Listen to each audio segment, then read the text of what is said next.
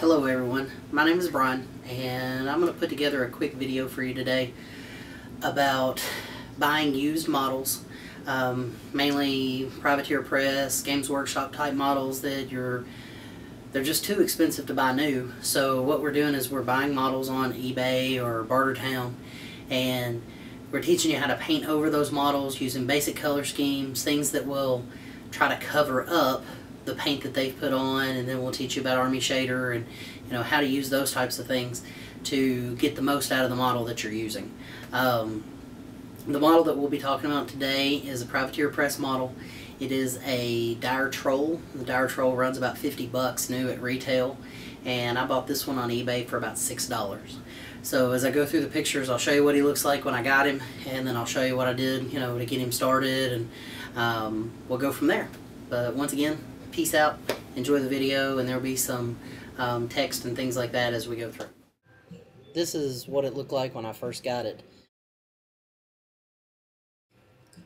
So I don't know, he just doesn't exactly look like I want him to. So now we're at the stage after I put the aerosol on him, and I did a light coat. Don't get carried away with the coat. Spray it, let it sit for a little while. The next stage is paint the fingernails, teeth, tusks all white. Multiple coats, do real light, that's why I use a transparent.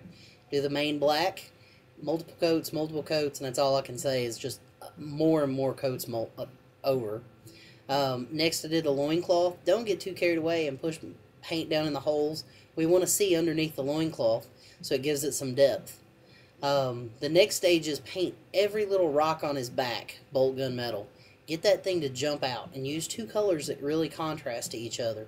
You don't have to use the same colors I used, but I mean, this gives you an example of how those really stand out. So paint that, get them to where they'll really jump out at you, and don't be scared to use, like gun colors and all kinds of loud stuff that causes a real contrast. Tentacle pink goes in the mouth and on the gums now, and once you get those on there, then you're getting pretty close. You've got 4 or 5 colors on the model now. You've got, you're going to get some shading in a second, but let him dry. Let him completely dry. I let mine dry for a couple hours, so I just snapped a few pictures of all the paints that I used, and there's only a few involved. The aerosol, the 3 colors, and then the black and the white.